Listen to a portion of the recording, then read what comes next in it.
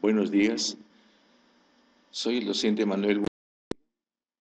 Vamos a verificar hoy día la sesión 1, parte 1, de legislación laboral en la gestión de recursos humanos. Vamos a conversar sobre la evolución del derecho laboral. A través de las constituciones peruanas se puede apreciar un desarrollo y evolución de diversas instituciones del derecho laboral. Estudiaremos en el siglo XIX a través de las constituciones que no tienen importantes preceptos sobre derecho laboral en sí. Me refiero desde el punto de vista del siglo XIX en el Perú. Claro, es un inicio. Nos referiremos a la Constitución de 1920. La primera reguló materias propiamente laborales. Merece una especial atención. Las constituciones de 1933, 1979 y 1993.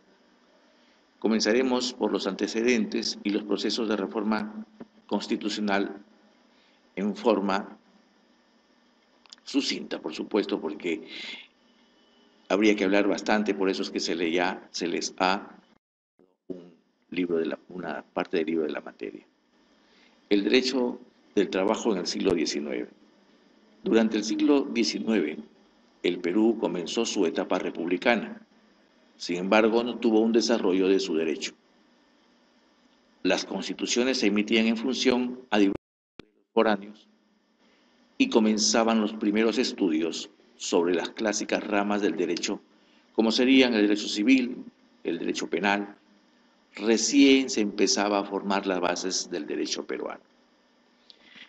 En el siglo XIX, el desarrollo del derecho, a decir de Traseñí Granda, fue un bagaje de elementos heterogéneos, de diversas ideas incidentalmente acumuladas, de intereses, tradiciones, nociones adquiridas por contagio de Europa, mal conocidas y a veces mal dirigidas, que adquieren una conexión teórica en un proyecto que podría ser una constitución. Tendría que esperarse al siglo XX para que verdaderamente se iniciaran los primeros estudios del derecho laboral y hacia los años 20 recién comenzar a regularse las normas laborales que tendrían como primer hito importante el reconocimiento laboral en la Constitución de 1920. Como apunta Valdés, la falta de desarrollo del derecho laboral en el Perú tuvo varias causas. La falta de una sólida sociedad republicana que reemplazaría a las instituciones españolas, la reducida industria nacional, así como la clara inestabilidad política reinante en el siglo XIX.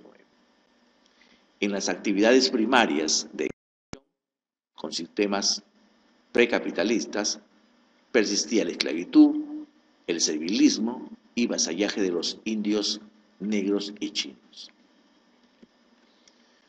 Las pocas industrias que existían, molinos, tejidos, etc., no eran suficientes para generar derechos específicos, ni contaban con gran cantidad de trabajadores para presionar y formar sindicatos o promover una negociación colectiva. Tuvo una consecuencia inmediata la escasa regulación del tema laboral.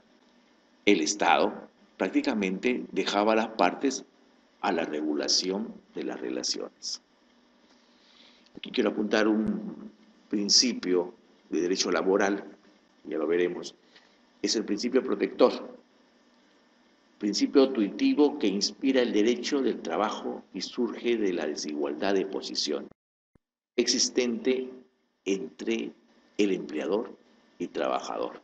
¿Por qué digo eso? Esto se refiere a la situación de subordinación, sino que el Estado es el ente, digamos, importante para poder generar confianza en el trabajador y también en el empleador. Por lo tanto, ese principio protector, pues, no existía. Hemos dicho, el Estado dejaba a las partes para que pudieran ellos conciliar. Bien, las constituciones del siglo XIX y el derecho del trabajo. Es poca fecunda la regulación de lo laboral. Prácticamente no existen dispositivos que regulen derechos y obligaciones de las partes laborales. El estudio de las constituciones del siglo XIX es interesante.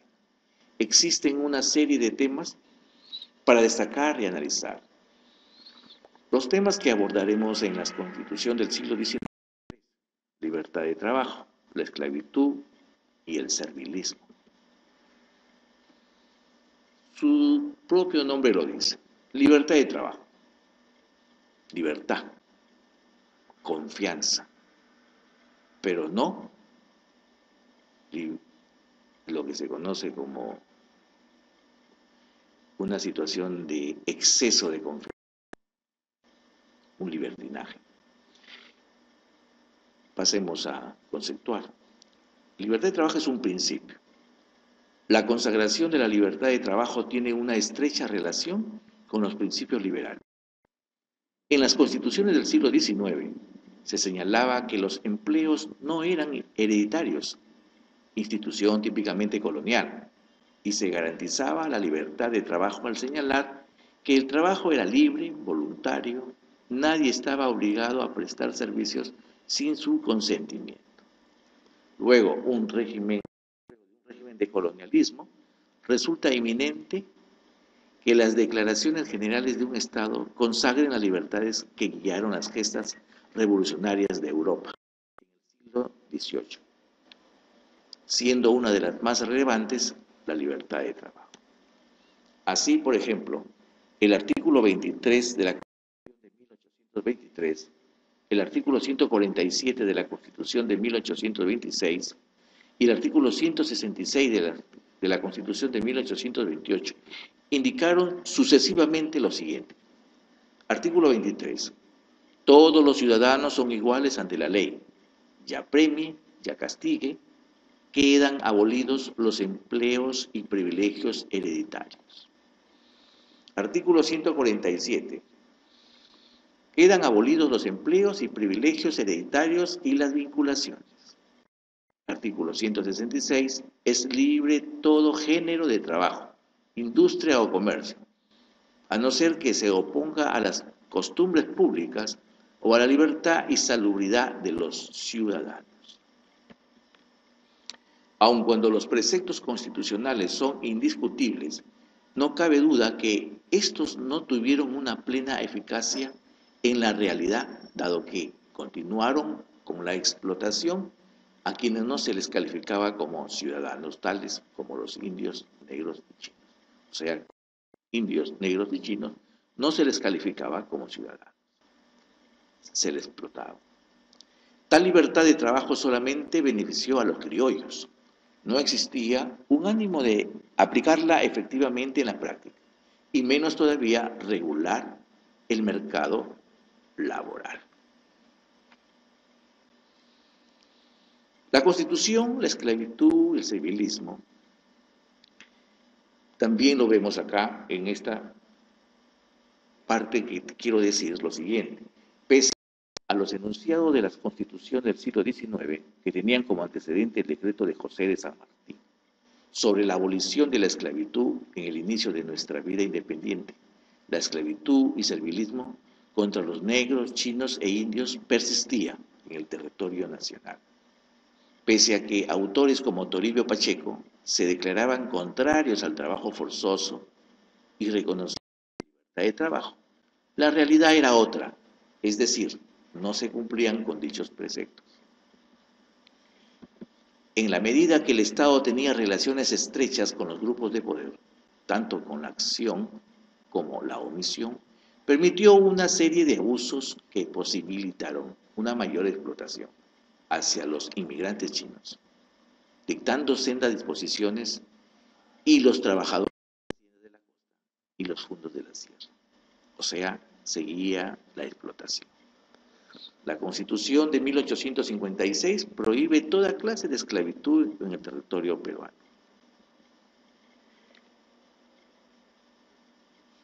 Había entonces, por lo tanto, esclavitud,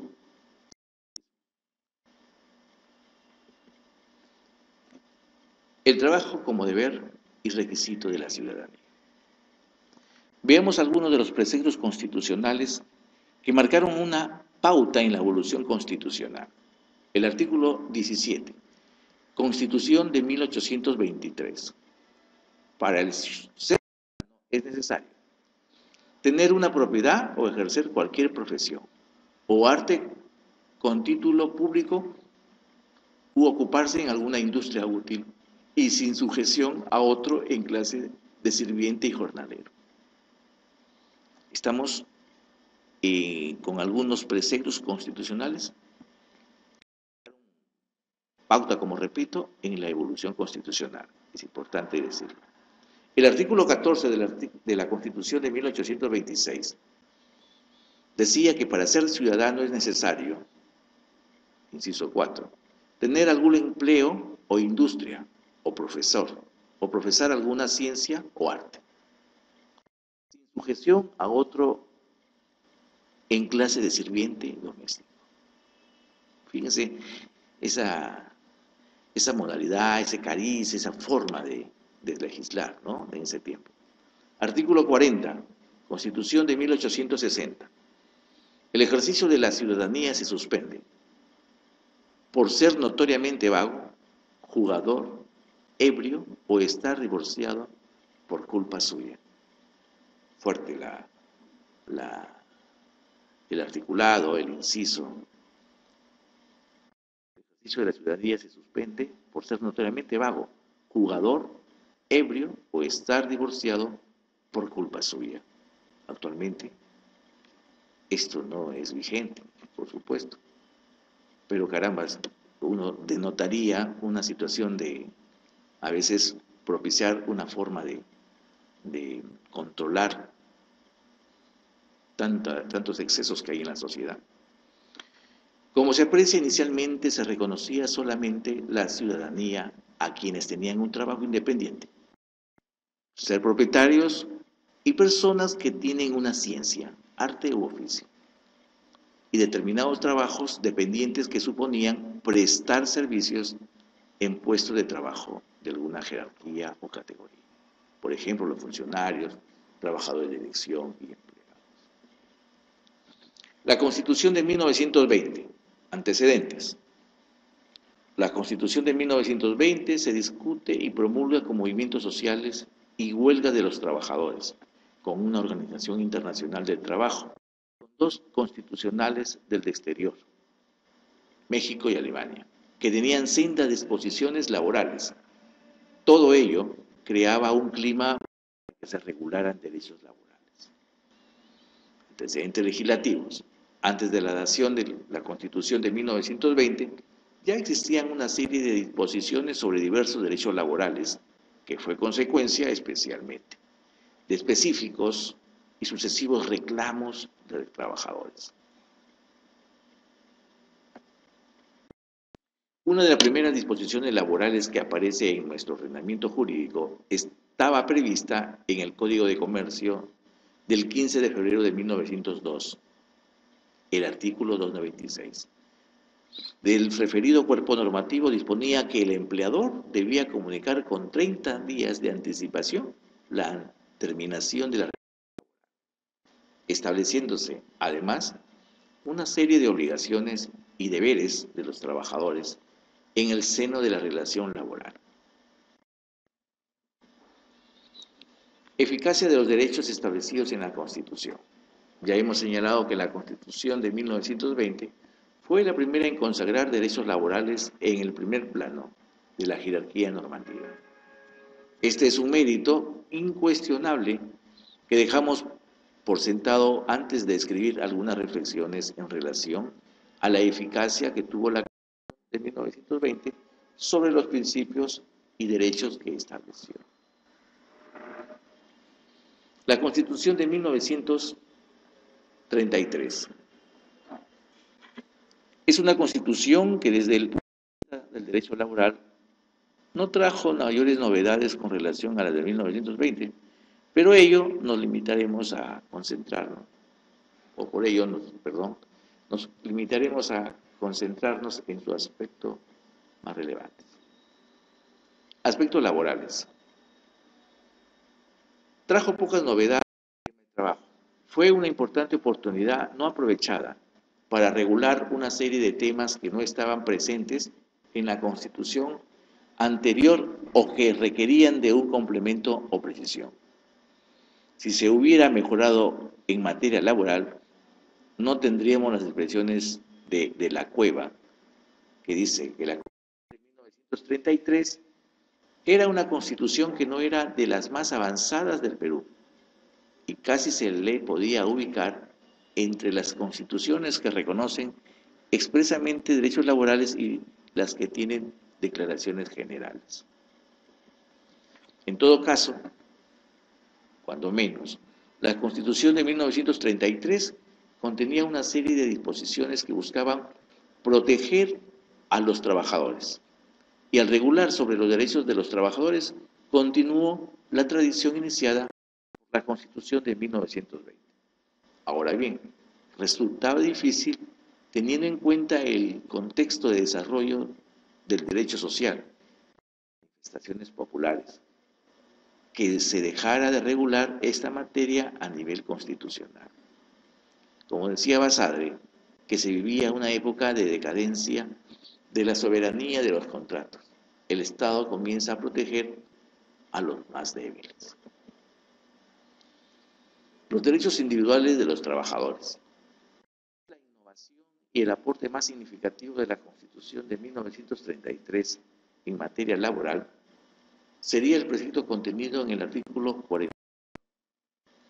Es prohibida toda estipulación en el contrato de trabajo que restrinja el ejercicio de los derechos civiles, políticos y sociales. Las normas constitucionales son imperativas en la medida que de ellas se derive una eficacia o preceptividad inmediata y por lo cual, como cualquier otro pacto, el contrato de trabajo no debe establecer condiciones que atenten contra tales preceptos constitucionales. Ahora bien, el artículo 44 de la Constitución de 1933 se refiere a lo que modernamente se conoce como derechos inespecíficos de los trabajadores. Los derechos colectivos de los trabajadores. Se reconoce el convenio colectivo del trabajo, fruto de la negociación colectiva, como un instrumento importante y que representa la típica norma del derecho laboral. La Constitución de 1979. Cuantitativa y cualitativamente nos encontramos ante una Constitución que abordó el tema laboral. Ello, por supuesto, no lo exime de tener observaciones o críticas. Que trató sin reparo los derechos laborales de los trabajadores, que otorgó un acápite especial al tema del trabajo y lo realizó con sistemática. Antecedentes. Desde el cambio de gobernante del militar en el año 1975, se inicia el proceso de desgaste de la dictadura militar, así como una aguda crisis económica, falta de divisas, desempleo, inconveniencias y deficiencias de diversas instituciones creadas por las reformas militares. Esta situación se agrava cuando el régimen implanta una política dura contra sus opositores. Los derechos colectivos de los trabajadores. Además de los derechos individuales laborales, la Constitución reguló grandes instituciones del derecho colectivo que fueron la negociación colectiva, la libertad sindical y la huelga. La Constitución de 1993. La protección al trabajo. La Constitución de 1993 sigue reconociendo el principio protector del derecho laboral a través de los artículos 22 y 23, estableciendo el derecho al trabajo, al igual que el deber, como una base para el bienestar social y la realización de la persona así como la indicación del trabajo como objeto de atención prioritaria del Estado, o sea, del Estado, protegiendo con énfasis a la madre, a los menores de edad y al impedido. Además, asegura que dentro de la relación laboral se respetan los derechos constitucionales, específicos e inespecíficos, y se reprime toda forma de trabajo forzoso o sin la debida. Conclusiones. El derecho de trabajo surgió contracorriente del capitalismo liberal del siglo XIX, que había reducido el trabajo a una mercancía e impuesto el dogma de la autorregulación del mercado, que exigió el abstencionismo del Estado. Gracias a él se estructuró la vida social en torno al derecho al descanso y a condiciones dignas de trabajo de quienes laboraban subordinadamente al servicio de otros. El trabajo no es una simple fuerza económica, es una fuerza cultural, por la que el ser humano, además de producir bienes o servicios, es capaz de trascender lo sensible e inmediato y descubrir el sentido de la propia vida y la de los demás. Las relaciones de amistad y cooperación que surgen en el trabajo permiten desarrollar la personalidad individual y cimentar redes de colaboración social. El intervencionismo estatal y su abstencionismo han demostrado a lo largo de la historia que convierten los sistemas de trabajo en inhumanos, porque la eficiencia y la productividad se erigen en los únicos criterios válidos de organización social, con el siguiente empobrecimiento cultural y la posterior violencia social. El siglo XXI presenta fenómenos de desarraigo social ante la posesión de quienes confían en que el mercado solucionará los problemas, olvidando que éste solo es capaz de resolver las necesidades humanas susceptibles de valoración económica. Los poderes públicos, los empresarios y los sindicatos tienen el deber de afrontar el nuevo marco de la economía globalizada con una visión que asegure la eficacia, la eficiencia, consistencia de las empresas, a fin de lograr la meta de trabajo decente, que a su vez conseguirá revitalizar las redes de seguridad social en un sentido más amplio. La regulación jurídico laboral tiene una triple dimensión: la personal, la económica y la normativa, que fija los mínimos de derechos necesarios a través de los mecanismos legales tradicionales y los de su fuente típica, que es el convenio colectivo. El trabajador subordinado supera la simple condición de asalariado y alcanza un estatuto blindado frente a la arbitrariedad de la autonomía de la voluntad, que no se debe perder en el marco de la globalización y economía económica y social.